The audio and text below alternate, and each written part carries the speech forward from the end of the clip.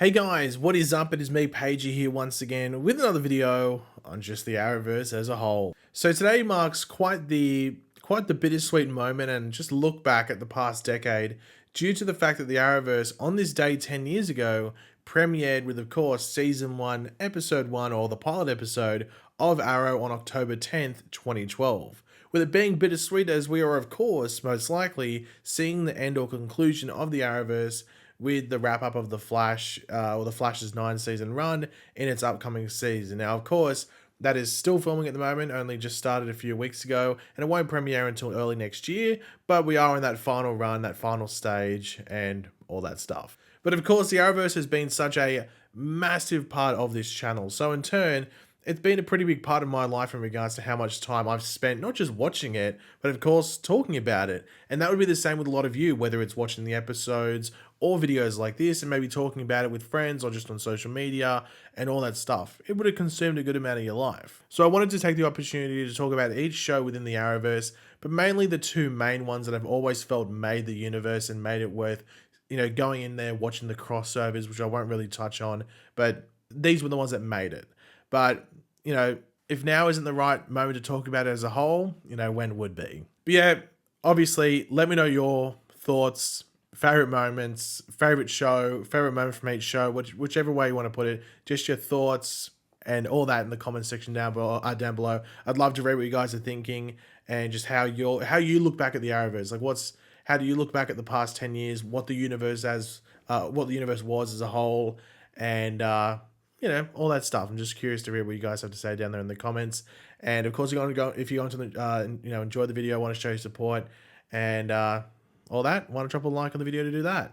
So Arrow, CW is Arrow, not Green Arrow, just Arrow, the show that started it all. But it did come off the end of Smallville the year before, and originally Arrow was going to be a spin-off from Smallville with that show's version of Green Arrow. So there was some pressure there from fans whether the right choice was made to just completely go in a new direction and sort of do a rebooted DC universe on the CW. Now, I remember not really having too much of an opinion whether it was the right choice or not. I was just intrigued and interested to see what they were going to do because I had no idea that was going to start what we have had over the past 10 years, over the past decade with all these different shows. I just thought it was going to be a Green Arrow show with a bit of a darker twist and stuff like that. I was just really interested to see what they do, but it was going to focus on Green Arrow. It wasn't going to be, a Clark Kent or small, Superman show with Green Arrow as a side character. Green Arrow was the main thing. And if you've known me and my channel, you know that Green Arrow is my favorite comic book character. So that's why I was so incredibly intrigued and interested to see how they're going to handle it and whether they were going to do it right. And of course, there was creative liberties done, but man, it was done pretty damn well. We had great characters. Oliver, of course, great character. But then we had the flashback characters like Yao Fei, Slade, Shadow, or Shadow, whichever way you want to pronounce it. The present day characters like Diggle, Tommy, Moira, even Walter, Malcolm Merlin, Thea, Laurel, Roy Harper. And though I had issues with Felicity in something like Season 4, she is fun as hell in Season 1 and 2 and even the beginning of 3 and stuff like that. Like, even if you weren't really, that interested in what was happening in the actual episode story-wise, we're like, oh, okay, we got to track this, murderer or whatever it is. You were there to spend time with all these different characters and see how they interact and all that. It was just fun to be around them, even though there was a bit of like a darker twist at certain moments. The fight scenes, Arrow really had the Daredevil hallway fight before Daredevil had it. I know people compare them. It's like, well, Arrow did it first. And this was just a really cool thing about Arrow. You jumped in there, you expected some guy that was going to shoot arrows from a bow, which he did, but you also got to see him kick some ass as well in these really well choreographed fight scenes, which I think to this day are still pretty underrated. Like, they're pretty great fight scenes, especially when you think that they're 10 years old and you have all these like different things that go on now in comic book media. But I think looking back at it, they're pretty underrated. People don't talk about them that much now.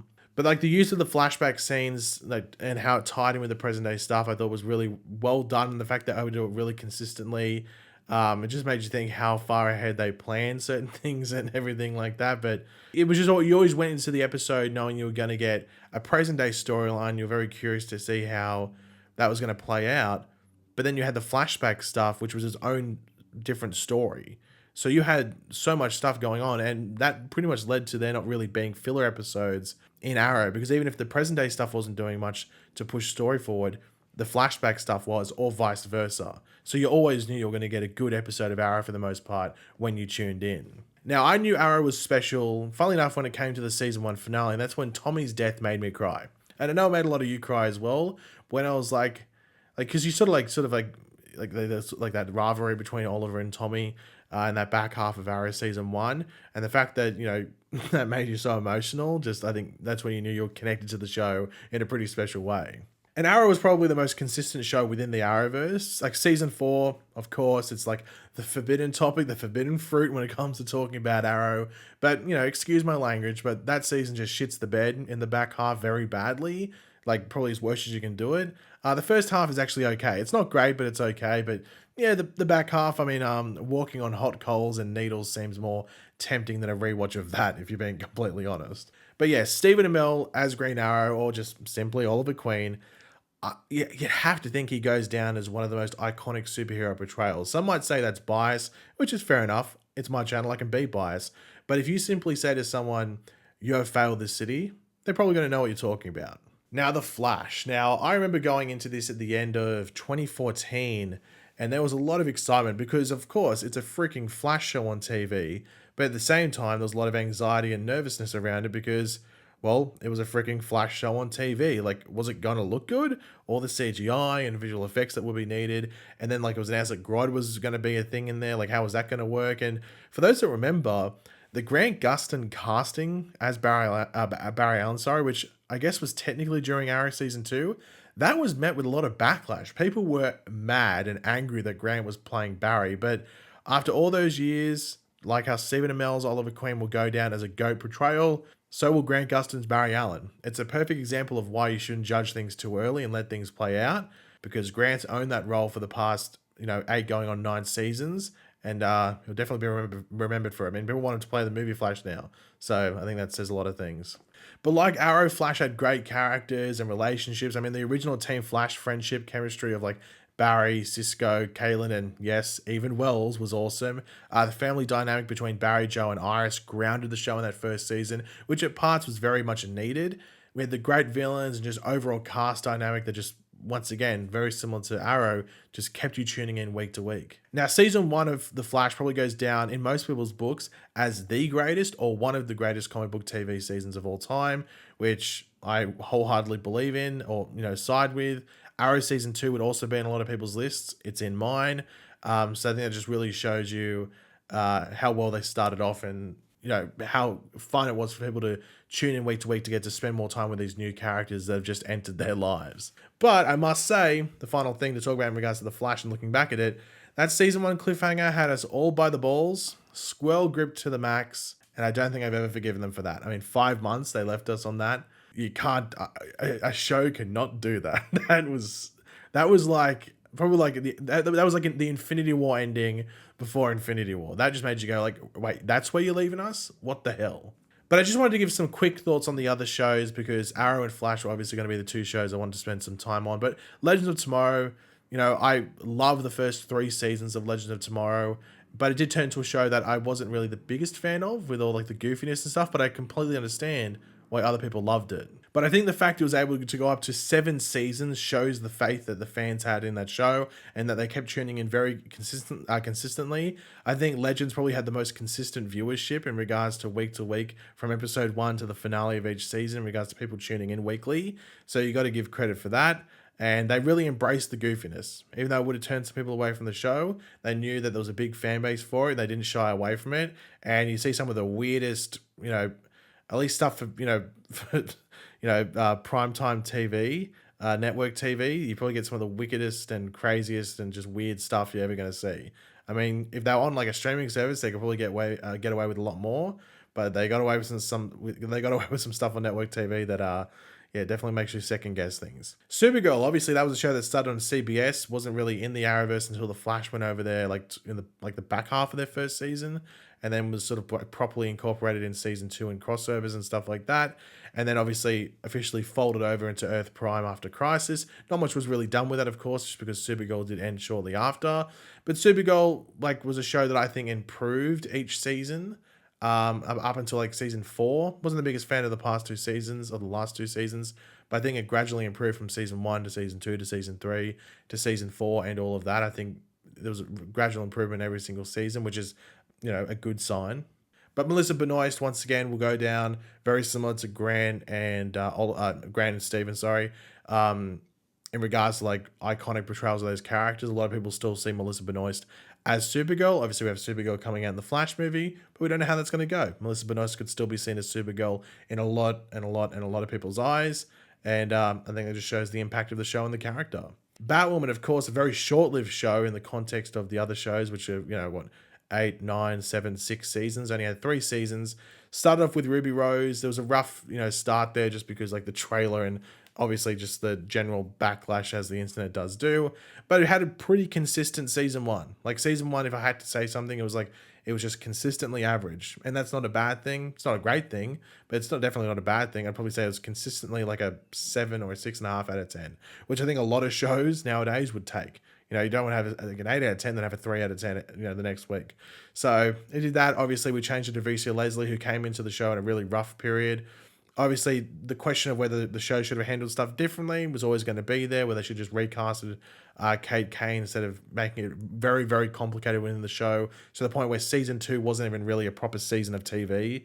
It was just sort of like, it felt like a somewhat continuation of what season 1 was, and then trying to be its own show. It was a bit messy. Season 3, you know, that was where Javicia Leslie really took over as a lead character and was able to do her own thing and had a pretty strong season, but unfortunately it was cancelled after that season. So it never really got to grow. It was pretty much like a stunted show after season 1, and, you know, well, at least season 2 was that stunted season, and season 3 tried to do its best, but by that point, I guess it just couldn't grow and continue, I guess, which I know a lot of people were pretty upset about. And the final one, I did include Black Lightning, and Black Lightning was a very consistent show. Has one season, is it season 2 or 3? I think it's 3, which I'm not the biggest fan of.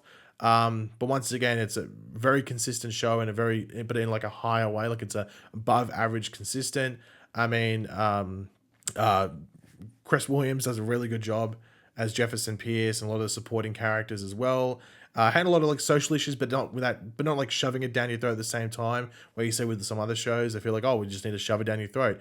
Black Lightning would do it in a very like story-wise way, would have folded in pretty well. I think only like one time where maybe they didn't do it that great and people sort of called them out for it. I don't think they really ever tried it again. But yeah, it was disappointing that we didn't get to see Black Lightning more within the Arrowverse. I wish it was sort of involved from the get-go, from the beginning, because when Chris Williams has crossed over, especially when he's done his scenes with Grant Gustin, it's been great. And I would have loved to have seen him do scenes with like Steven and all the other cast members and stuff, and had Black Lightning more involved. But you know, that's just how the cookie crumbles, I guess. That's just how things played out. But at least we got some interaction there in parts of Crisis and also in last season with Armageddon, and maybe we might get it this season in the final season of The Flash. Let's wait and find out. But yeah, it's going to be weird when The Flash ends, not just because The Flash is ending, but just because the Arrowverse, at least from looking at it now, it seems like that's going to be it. It's going to be weird exiting that period because it's a 10-year period, but so was Smallville. So we don't know what's coming next. We don't know if Superman or Lois develops its own universe. We don't know what's going to happen on HBO Max, whether that's going to have its own specific universe or it's just going to be connected to all the movie stuff. It's, you know, I don't think anyone's really sure what's going to happen. I don't even think Warner Brothers and DC know exactly what's going to happen. But as they always say, don't be sad that it's over. Just be happy that it happened. And yeah, look back at all the good times. But thanks for watching, guys. Hopefully you enjoyed the video. If you did, be awesome. You could drop a like and to show your support. Let me know in the comments section down below your various opinions about all the stuff we went over. And of course, if you are new to the channel, make sure to subscribe. And I'll catch you guys later. Damn, that wind blower outside's annoying. But yeah, I'll catch you on the next video, guys. Goodbye.